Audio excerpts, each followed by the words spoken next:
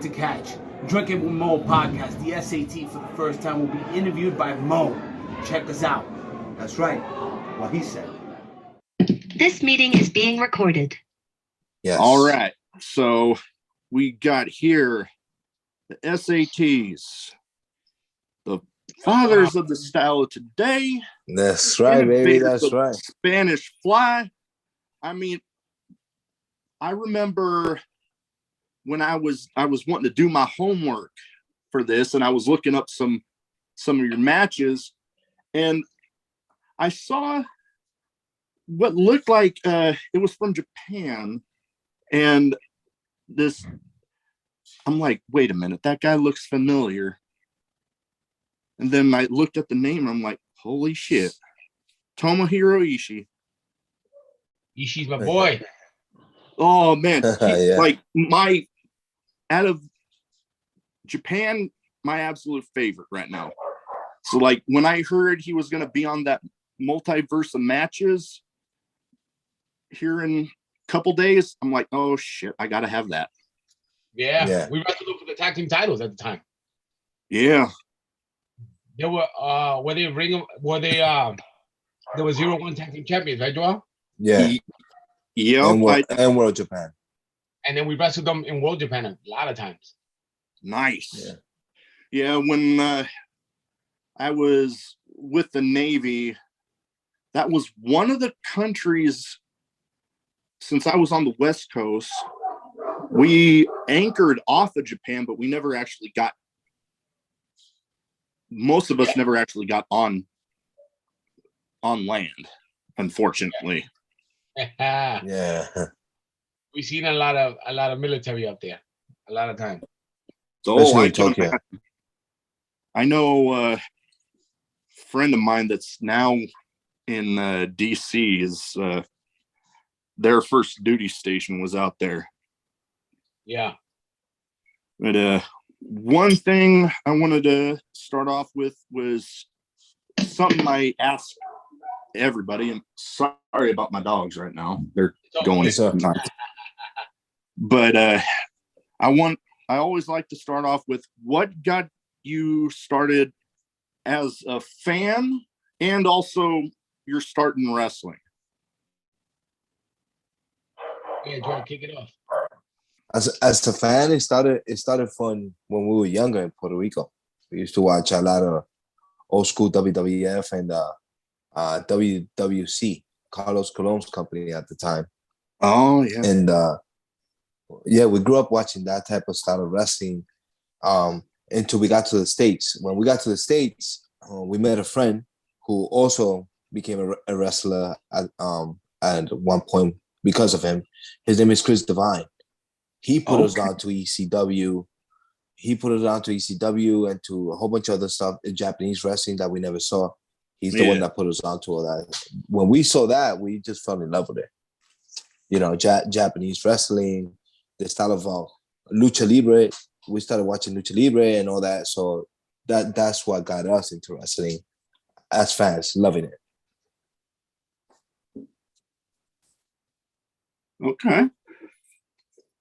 And as far as getting started, like your start in wrestling, how'd you guys get going there? Well, the start of wrestling started we as fans and as fans watching when we were growing up, we always wondered where the hell can we find the ring to actually do this? Where do you go train? Because most of the time you just don't know. There's no internet back then. You're talking about 20 years ago. We didn't really have internet. We didn't have access to a lot of stuff. So it was like, all right, where can we find a wrestling ring, somewhere to train? There's got to be somewhere to train, right? I mean, wrestling's out there. Yeah. We never really knew about independent promotions. We didn't know about independent wrestling, period. We just thought it was either WWF or that's it. WWF at the time. But our friend Eddie, he found an abandoned warehouse. Well, an abandoned church. And at the church, there was actually a small, it wasn't quite abandoned, but they didn't have church anymore in there. They had a couple of other stuff in there, like a wrestling school. Oh, yeah. Arena Puerto Rico. It was a rinky-dinky spot with a ring in it. And it was crazy because that was the first time we even saw a ring. The ring was crappy.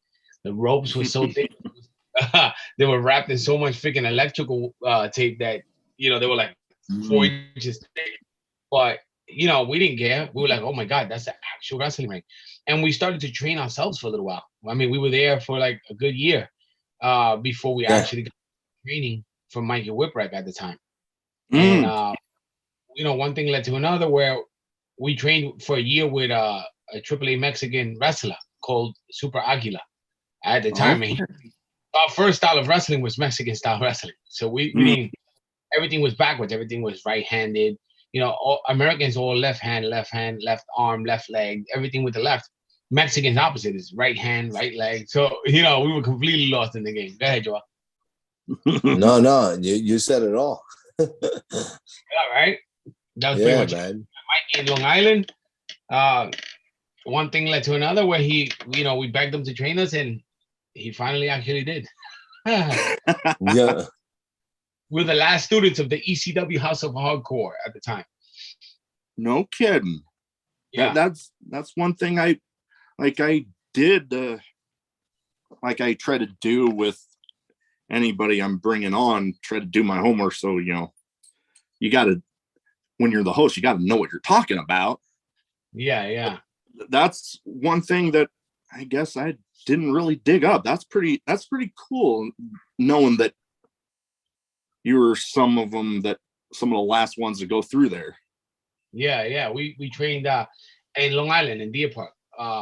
At the House of Hardcore, I believe there was like 13, 14 of us, and at the end there was just 6 of us. It was myself, my brother, my cousin Red, Amazing Red, Chris Devine, our buddy, Quiet Storm, and Lee Hecky. He was the Malenko student, and he came over to House of Hardcore to train with Mikey under Mikey's tutelage.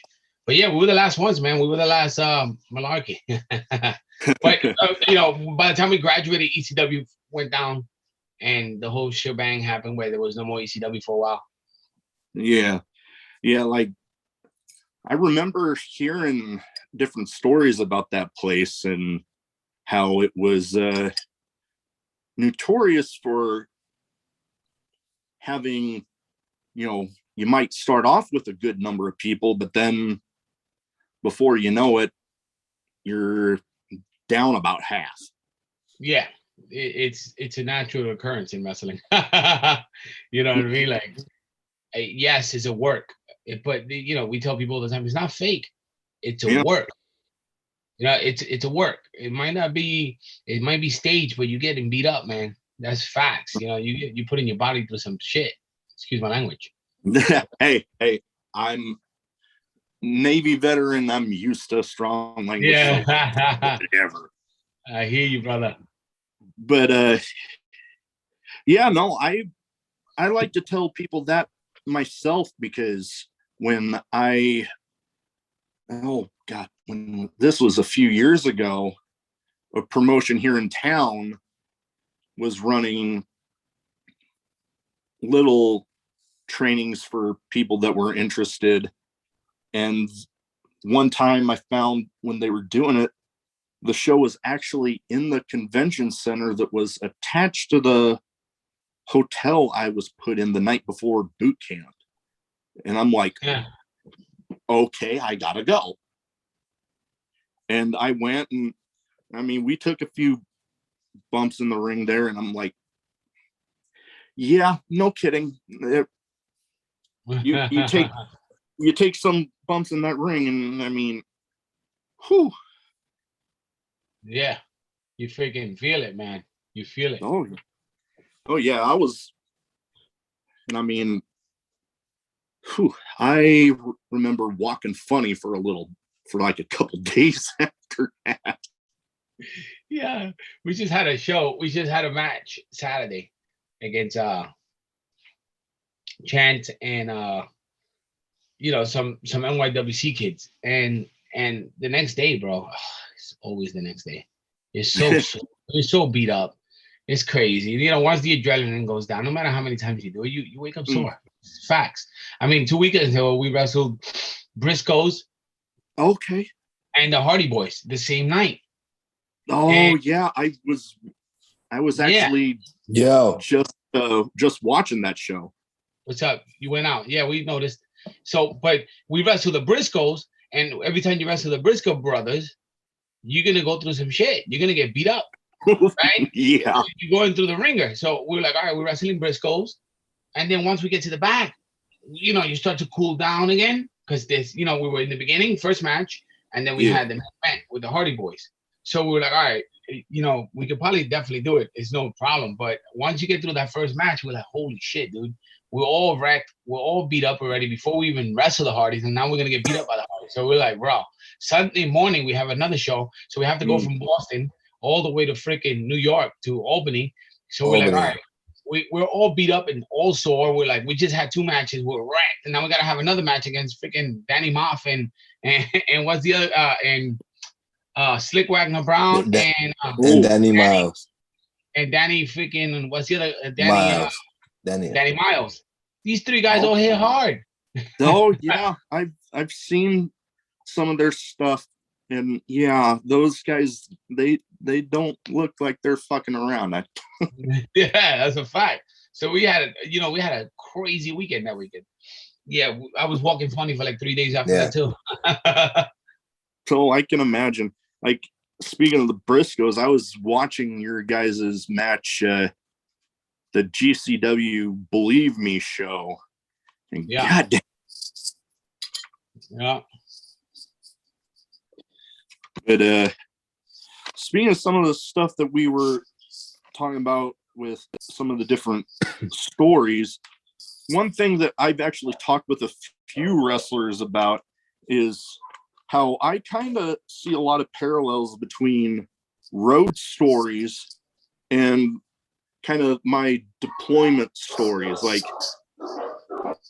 a lot of the same craziness when my ship hit whatever port we were going to seems similar to some of the craziness some of my other friends or independent wrestlers have kind of mentioned.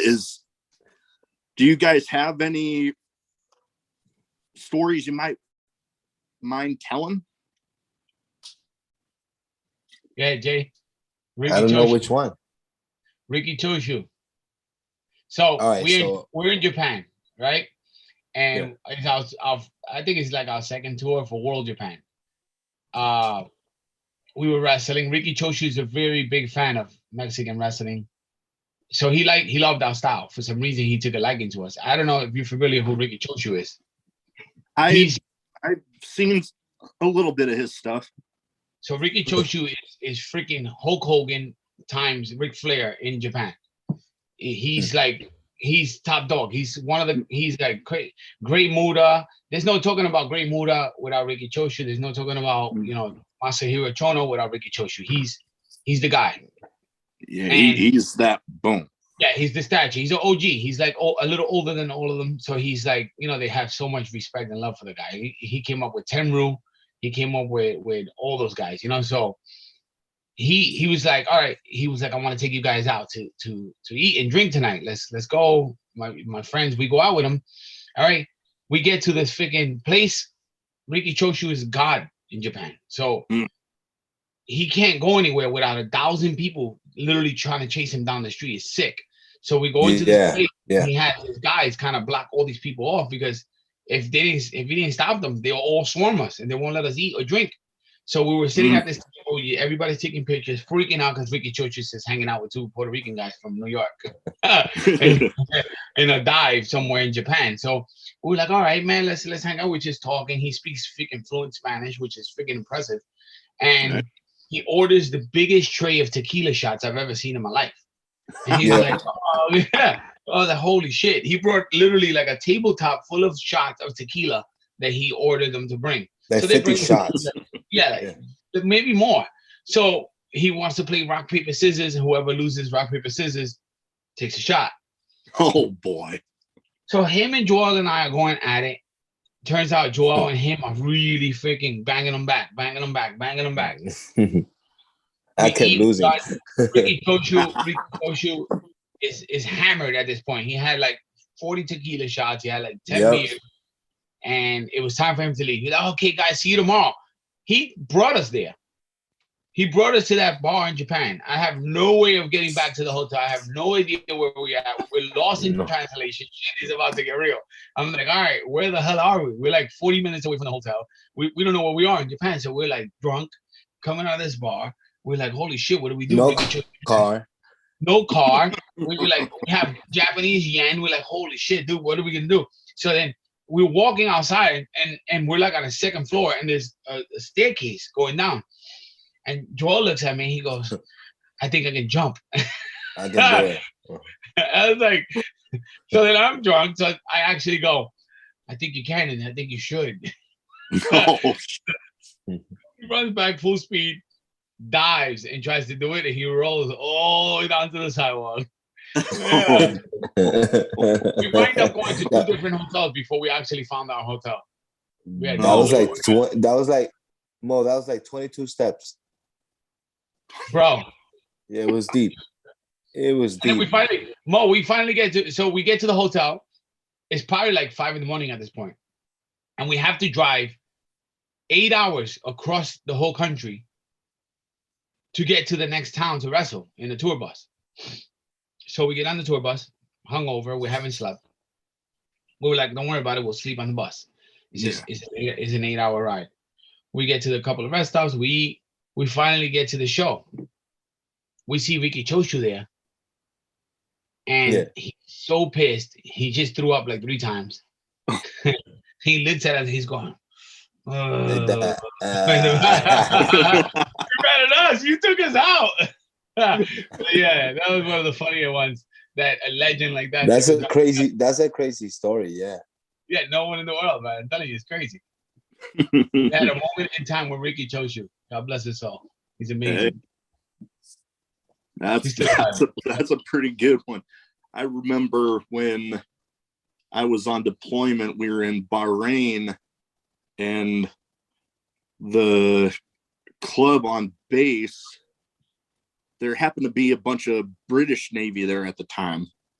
And I'm hitting it off with them. We're having a good time. And before I know it, we're all ordering pitchers. We're all just drinking beer, but we're ordering pitchers, and I'm going pitcher for pitcher with these British Navy men. And they were, I don't know if the Navy still does this, but at the time they were testing out this breathalyzing you after you got back from a foreign port. Well, that night I wasn't going to pass.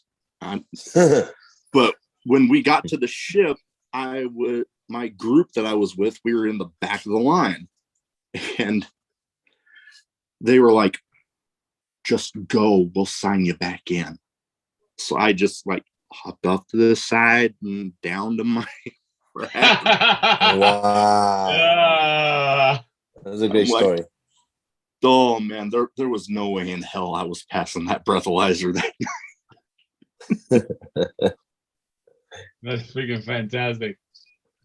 Or when what else you got, Mo? Talk to me. No, I said go ahead. What you were gonna say a story. Go ahead. Oh yeah, I had one other one when we were in Singapore, and me and a couple other guys, we got what they call overnight liberty, where we went and got this hotel. We got this package where we upgraded the room. We got to go to this private bar for only people with that level.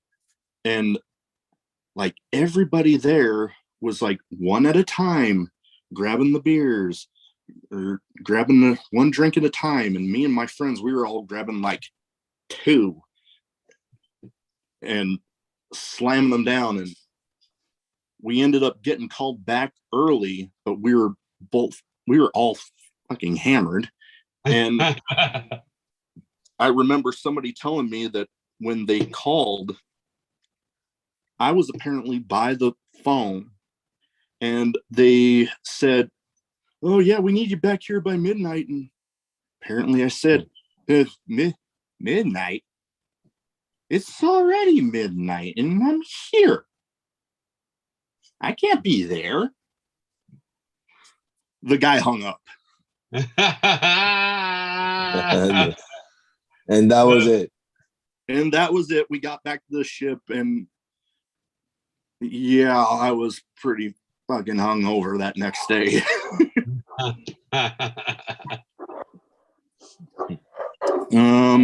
Other, like we've talked about some of the places you guys have wrestled at. What are some of your favorites?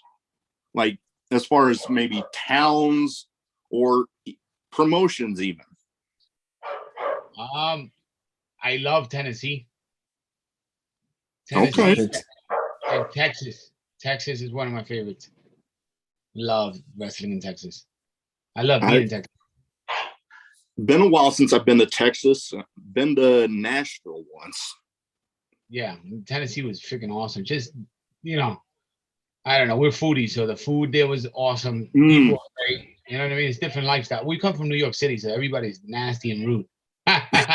You go out down south, man. It's like a breath of fresh air, you know. And everybody's just, it's different. It's different. You already know.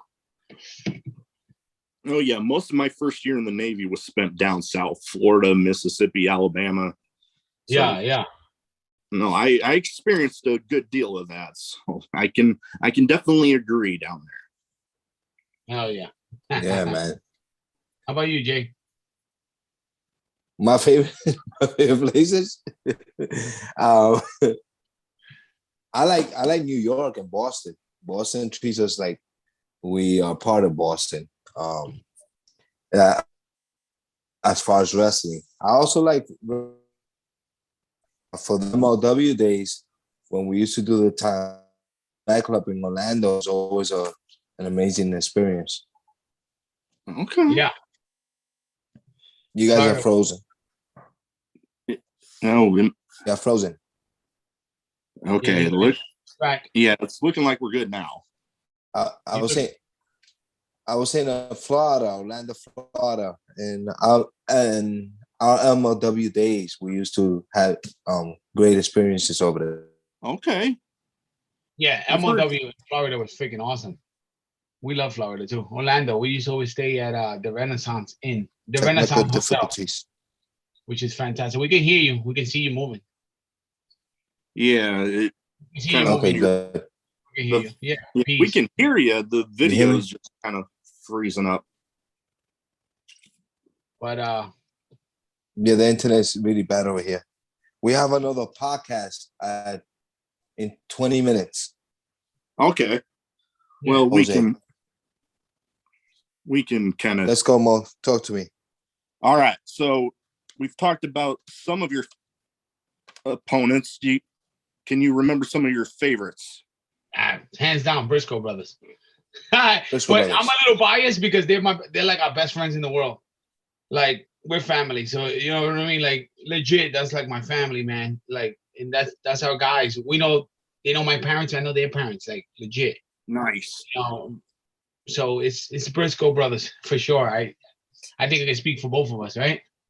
Yeah, Briscoe brothers, and I have two, and Eddie Guerrero and Amazing Red in Ring of Honor. Oh yeah, that was a good match. Ooh, yeah. That was Red is a no-brainer too.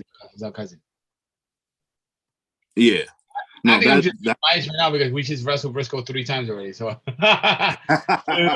Briscoe. That's right. Those are two guys I wouldn't mind talking to at some point. All right. Man. They're freaking sweethearts.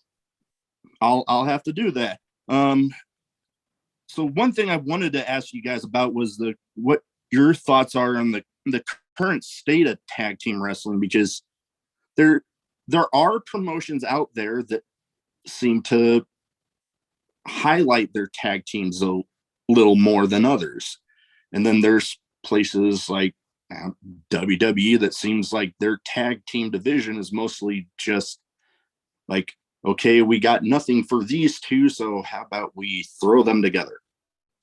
Yeah, that seems to be the case there most of the time. I mean, if you look at the early 90s, tag team was freaking booming in WWF. You know, you had the Legion of Doom, you had the Heart Foundation, you had Power and Glory, you had the Killer Bees, you had the list goes on. Like you can't even stop thinking of it. Like Demolition, you had the Road Warriors, you had it keeps going, right? Oh yeah, Uh, all the way up to Rockers, like freaking awesome. It was awesome. That's why we fell in love with it because we were brothers and we were like, holy shit, we can tag, we can team. You know what I mean? Like we can team yeah, and do it together. Yeah. We don't have to do it alone. And tag team wrestling has really been freaking put to the side like it's nothing, which is freaking prestigious. It's amazing. Some of the best matches in the world were from tag team matches. You know what I mean? You get the Steiner oh yeah. brothers. Yeah. It's crazy to me that they don't highlight them Wasn't way more. wasn't the first WrestleMania a tag team match? The main event? I think it was, yeah, Mr. T Yeah. and Hogan versus There you go. Orndorff.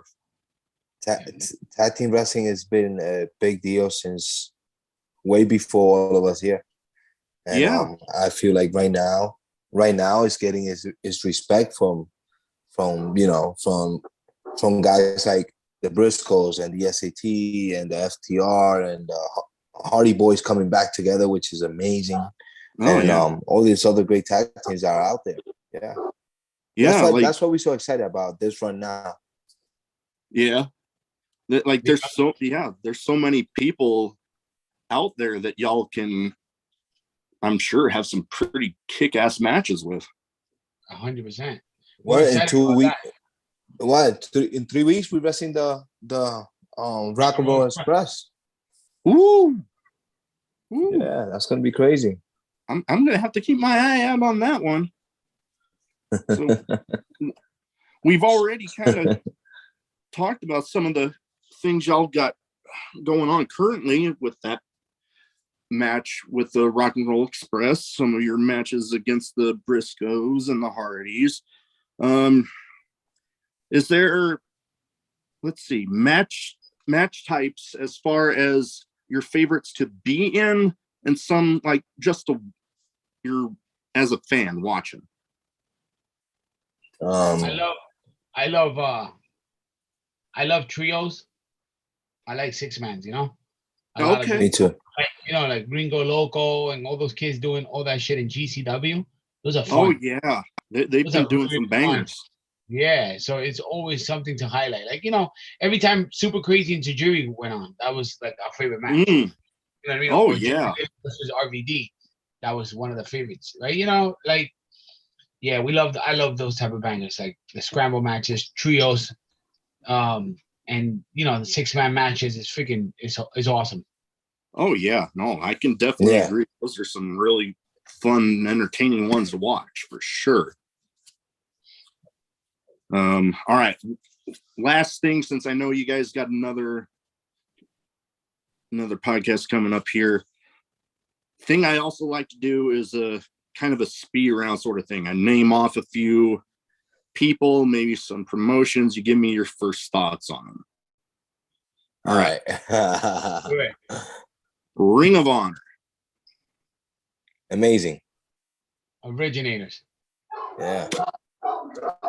I'm pretty I can't excited. wait for this this next run that they're gonna have. I am excited about it.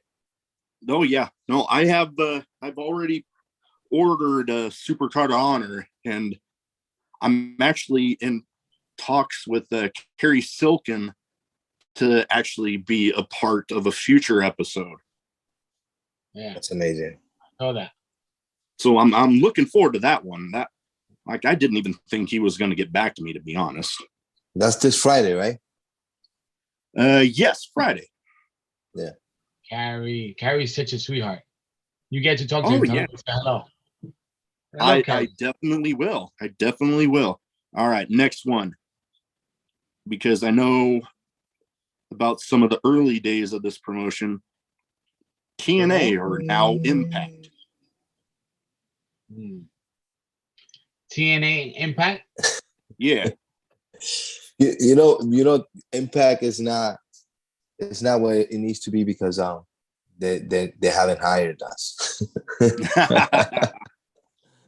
No, hey, I like where it's going with the whole new Bullet Club thing. It's all right. I like that the Motor City Machine Guns are back together. That's nice. Oh yeah. I was happy when I saw that. We need one more match with them guys, Jose. The Good Brothers are together. Yeah, the Good The whole Brothers. Bullet Club. Jay White is there now, right? Yeah, Oh yeah. That's good competition for us. We never wrestled those guys, so that's good. Those are Oh, guys that came up while we were out for a while. Some It's good people to I see. definitely wouldn't mind seeing y'all get in there with. Hell yeah, that's fun. Yeah. I like getting. I like Impact Wrestling. Well, we were part of that. We were part of that chain, that family. Yeah, and like a lot of people kind of sleeping on them, really. And I mean, when you think about it and you actually watch some of their shows, they're actually putting on some pretty decent shows recently. Yeah. They've been saying that lately too. I haven't caught anything lately, but I some of their stuff, like with the Bullet Club being in there and all that, caught my attention, which is good because that says something, No, Matt yeah, Cardona's definitely. in there. Matt Cardona's doing great things. Oh yeah, yeah. You know? Macarona is the man. yeah. With you can't argue with the success he's been having. That's for sure. He's another one Yeah. of Mikey's students. All right, next, and I've actually seen some interactions on tweets with these guys. FTR. Fantastic wrestlers. They are fantastic. They're great. They're great wrestlers. They still can't beat us though. No, I want to see you guys against them. I We're definitely gonna mix want it up. that. That's a fact because they know and we know it's inevitable. Just like You know, No, it we know- ain't we- even we know, about like selling the Hardy tickets Boys. again. we've known the Hardys for about the Hardys and for 20 years. And when Yeah. we were in the back with Matt, he was like, I can't believe it took us 20 years to wrestle. It's crazy. it's crazy. But it is what it is. Here we are. Yeah. And same with FTR. Yeah. We'll mix it up. It's inevitable. They know to be the best, you gotta beat the best. The No, best. yeah. That's it. That's us. As they always say, to be the best, you got to beat them. All right. Yep. We kind of talked some about these guys, the Briscoes. My guys. Yep. Young boys. Our brothers. Those are our brothers. Yeah. Some like and awesome. Some of my personal favorites right now, and like I mentioned, wouldn't mind talking to them at some point.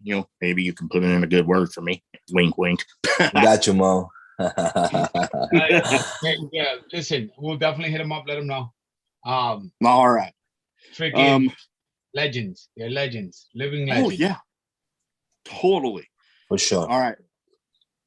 Speaking of legends, last two Road Warriors. All right, funny story. Ready? Can I say it real quick? Yeah. Say the plane. In the plane. When we were in TNA, we used to always fly out from Iceland, Long Island. But we always laid over for some reason. I think it was from Tennessee to where, Joel? North Carolina, I think it was. Or Atlanta, and then back to freaking One of those New York. states, yeah. Whatever. We always had a layover flight and then fly home. And one of the flights one day, I sit down and next to me is, oh shit, guess who it is? The man himself, the Road Warrior. I sat next to Hawk for 3 hours. Just talking. He was in TNA at the time, at the same time as us. We met him in the locker room, but this was that's right. That's true. Sat down and hung out and talked about life and talked about wrestling. He talked about how he introduced Hulk Hogan to his ex-wife. So it was freaking. I love those guys. Some of the most influential tag teams in the world. Road Warriors are the shit. Definitely. I think when it comes to tag team wrestling, those were two of the guys that originally got me hooked. Like, oh yeah, right? I saw them come out with them spiked shoulder pads and that, oh, what a rush. And I'm like, yeah, it's crazy. The one time when they used to come out in the Harleys and come out in freaking big Harleys, I was like, holy shit, they look so badass in so many levels. I love them. And they were jacked. Totally. The Doomsday Device, they were so crispy in the ring. They were amazing. They definitely captivated and influenced us in so many ways. And man, I remember one time, this was actually the night that Owen Hart beat then Rocky Maivia for the Intercontinental title. They were actually there that night, and that was like my first time getting to see them live, and I think actually the only time. And I remember, such a huge fan of them. I heard that music hit, and I'm like, oh, yeah. Yeah, it's nostalgic because it brings you back, right? Like, holy shit. Oh yeah. Lastly, Dudley Boys. Oh my God, man. Now I hate that people don't talk about them as much anymore. They changed the game as far as breaking the barrier between hardcore and clean wrestling. Those are the guys. Oh yeah, no, can't argue with that one bit. There's a lot of wrestling, and we all know it's a work, right? Yeah. These guys. Bubba I Ray wish. Dudley made me feel like it was real. It was real because it was to him. He made me feel like that's a bad dude and he's gonna hurt somebody. He made me really believe in him so much. I was invested in everything he said. I was invested into every word that came out of his mouth because he's a bad dude. I love the Dudley Boys. I love Bubba Ray, bro. And I wish to have a match with them. For real. Living legends, bro. They're fantastic. Totally the best of all time. Y'all would do great with them. But I know what you were saying about Bubba there. Even to this day, he's like that. Yeah. He's a natural badass. Totally. He's authentic. Totally. He's so authentic. It oozes out of him. And for what I hear, a genius in story writing and creating and booking. This man and Devon, they're legit, man. They're like legit. Oh, yeah. Tag him with this clip. You heard Big Mo tag Bubba Ray with this clip. He needs to hear it. The S.A.T. absolutely want a match in the future with the Dudley Boys. Be sure to do that because hell, I wouldn't mind him getting his eye on this. So I wouldn't mind giving him a Spanish fly with Jose. Oh yeah. Oh man, I want to see that. All right. So since I know you guys got some more stuff going on today, got through most of the stuff I wanted to cover. It don't stop, Mo. This is like the fourth one this week. So one thing I wanted to make sure y'all got the opportunity to do, plug some of the things you got coming up and your social media accounts so people that end up watching this can go and follow you guys. My social media is Real Jose Maximo on both platforms. I don't have Facebook, so if you see a Facebook one, it's not mine. Yeah, mine is not this name right here. Is Joel at Real Joel Maximo in Twitter, Facebook, and Instagram. Yeah, same thing on Twitter and Instagram. And we have shows coming up on IGs. You can see the date. The 16th of April, we have a show coming up. This Saturday, actually, what is it? The first? Not the first. Friday. This Friday. This Friday. We got ICW. Friday the first and Saturday is the second. So it's ICW in the chains. We're wrestling this Friday. The Carnage Crew. Ooh, from ECW. That's gonna be the war in the chains. So it's gonna be interesting. See what happens Saturday. Check it out. Check us out and be sure to keep watching Drinkin with Mo. Best Drinkin with Mo, baby. Thank you, Hell Mo. yeah. All right. Thank you so much, Mo. We appreciate it, brother. S.A.T, much love. Hopefully in a couple of weeks we can do it again. All right, bud? Oh, hell yeah. We'll plan something. Get a couple of matches in there. Get a couple of things in there. That way we can talk about more stuff. Definitely. Much love, brother. Thank you so much. Have a great night. You too, man. Peace.